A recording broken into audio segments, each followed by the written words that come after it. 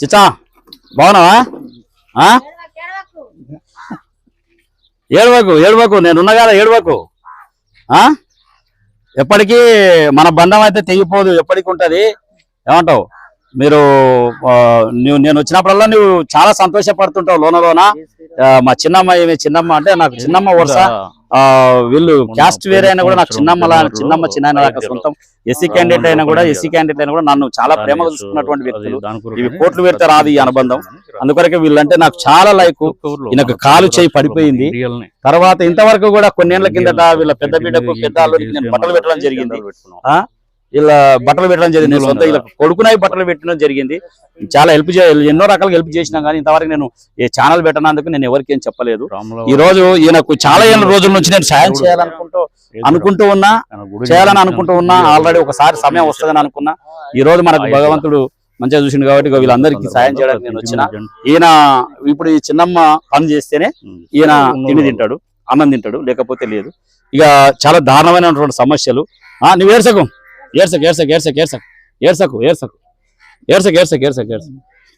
నేను ఉన్నా కదా, నీకు కొడుకులాగా నేనున్నా. నువ్వేం టెన్షన్ పడకు. నేను కొడుకులాగా నేనున్నా, నువ్వు టెన్షన్ పడకు, ఏడవకు. ఎప్పుడు ఈయన ఒక బయటకు వస్తే ఒక కళ ఉండేది, బయటకు వస్తే ఒక మాట మాట్లాడితే ఒక రీజన్ ఉండేది. ఏదైనా సమస్య వచ్చినా కూడా పరిష్కారం చేసేది.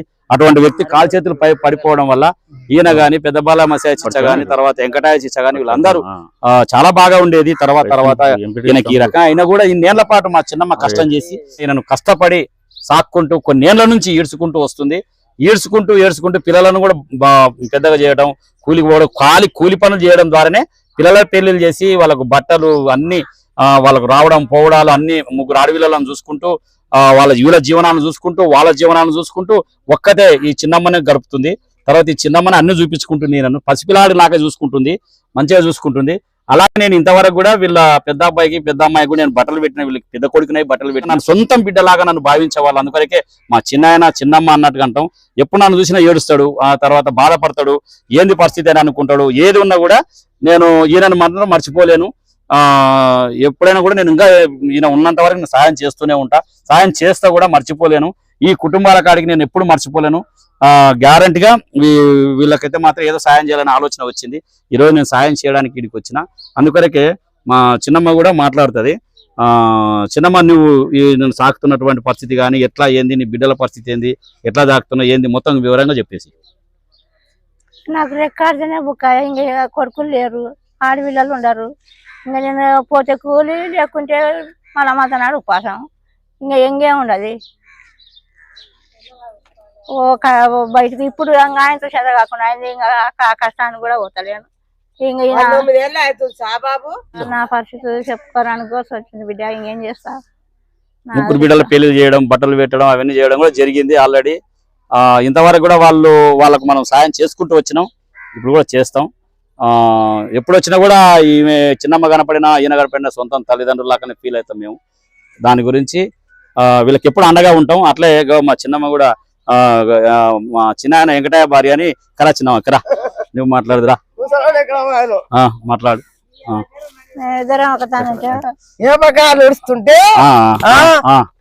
గుంజి చేతిలో పెట్టిపోయాడు. మాట్లాడు, పరిస్థితుల్లో మాట్లాడు. వీళ్ళ గురించి అంటే చెప్పు, వీళ్ళ గురించి చెప్పు. వాళ్ళకి ఏం పరిస్థితి లేదయ్యా. పోతేనే పొడి కావాలి, పోకపోతే పొడి లేదు. ముగ్గురు ఆడపిల్లలు, వాళ్ళకి ఏం ఆదాయం లేదు. ఎంకిపోయిన బాయ ముందరకు వచ్చేది చెరివే. వాళ్ళకి ఏం ఆదాయం లేదు. రఫీ చేసుకుంటేనే గతి, లేకపోతే లేదు. కానీ ఇప్పుడు ఇంకా కాళ్ళ నొప్పులు అయినాయి, ఎక్కడ పోతలేరు. ఏం చేయాలి?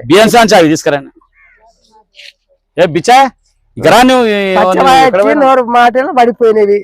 3 దేహాల కొనాడు, పచ్చబాయ వస్తుంది, జల్లు ఆడతాడు, పడిపోతాడు. ఎప్పుడే గంటలో ఏమైంది తెలియదు, ఏ నిమిషం వల్ల అయ్యేది తెలియదు. ఆమెకు చెప్పడానికి వస్తుంది, ఆమెకు దుఃఖం ఇస్తుంది. ఆమెకి ఏం అర్థం అవుతలేదు.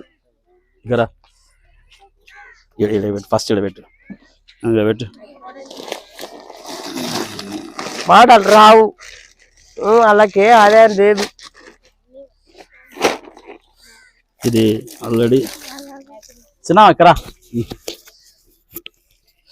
ఇది తీసుకో. నేను ఒక పెద్ద కొడుకుగా మీకు ఈ సహకారం చేయాలని చేస్తా. నేను ఉన్నంత వరకు మీకు సాయం చేస్తూనే ఉంటా. మీకే కాదు, ఎవరికి ఆపద వచ్చినా కూడా తీసుకోపోరా, మా ఇంటికి తీసుకోపోరా, ఏమో పట్టుకోలేదు. తీసుకోండి, తీసుకో అవి తీసుకోపోయి ఇంట్లో పెట్టుకో.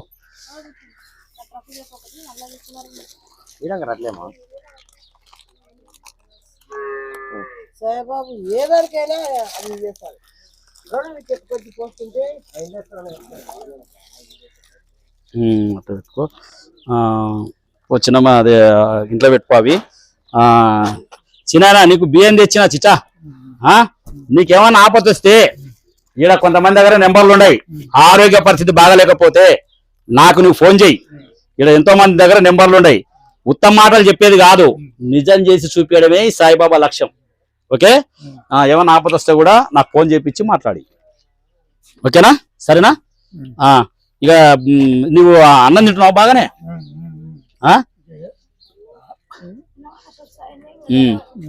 మాటలు సరిగ్గా రావడం లేదు కదా? మాటలే లేవు, కాలు మాటలే లేవు. నేను వచ్చినప్పుడు నీకేమనిపిస్తుంది? ఏమనిపిస్తుంది నేను వస్తే? సరే, చాలా హ్యాపీ, సంతోషం వీళ్ళకందరికి. నీకు ఇదే కాదు, చిన్నమ్మకి ఆరోగ్యం బాగాలేకున్నా, ఎవరికి మీ ఇంటి తరపున ఎవరికి ఆరోగ్యం బాగాలేకున్నా నాకు ఫోన్ చెప్పి, ఇలా నెంబర్లు చాలా మంది దగ్గర ఉన్నాయి. ఈ బిచ్చన్న గాని వీళ్ళు కానీ ఎవరి దగ్గర సరే ఇట్లకి చాలా ఉన్నాయి ఊర్లో, అందరి దగ్గర ఫోన్ చెప్పి. ఎందుకంటే నేను గ్యారంటీగా మీకు పెద్ద కొడుకునై కాపాడుకుంటా. అయిపోయినా? ఓకేనా? చేయగలుపు, ఒకసారి గట్టిగా లేపు చూద్దాం. కలిపినా? Very good. చేయి వచ్చింది నేను వచ్చినాక చేయి వచ్చింది కదా? కదా వచ్చిందే? రైట్, లేదు చక్కగా కూర్చో, అట్లే కూర్చో. ఏమంటావు? చిన్నమ్మ మంచిగా చూసుకు. ఏమైనా పరిస్థితి వస్తే వాళ్ళకి అందరికి అడిగి ఫోన్ల నెంబర్ నాకు తీసుకొని ఫోన్ చెప్పి మిమ్మల్ని కానీ మీ పిల్లలకి ఎవరికైనా హాస్పిటల్ ప్రాబ్లం ఉంటే కానీ, లేకపోతే ఏదన్నా అతి ఘోరమైనటువంటి పరిస్థితి ఉంటే కానీ నాకు ఫోన్ చేయండి. నేను మిమ్మల్ని కాపాడుకునే బాధ్యత నాకు ఆ దేవుడు ఇచ్చింది చేస్తా. ఓకేనమ్మా? సరేనా చిచ్చా? వస్తా మరి. ఓకేనా? ఎస్జీ నిజం ఛానల్ ద్వారా ఇటువంటి పేదవాళ్ళను, ఇటువంటి కాళ్ళు చేతులు పడిపోయిన వాళ్ళకు కానీ, దీనమైనటువంటి పరిస్థితుల్లో ఉన్న వాళ్ళకు కానీ నేను ఆకలికి అండగా నేను ఉంటాను. ఈ ఛానల్ ద్వారా ప్రమాణం చేసి బయటకు వచ్చిన ఎవరు ఎక్కడ ఉన్నా, ఈ ఊరనే కాదు, ఈ ఊరు కావచ్చు, వేరే మండలం కావచ్చు, వేరే తాలూకా కావచ్చు, వేరే జిల్లా కావచ్చు, వేరే స్టేట్ కావచ్చు, ఏదైనా సరే ఎక్కడైనా సరే నేను సాయం చేయడానికి నేను సిద్ధంగా ఉన్నా. అందుకొరకు మీరు సపోర్ట్ చేయండి.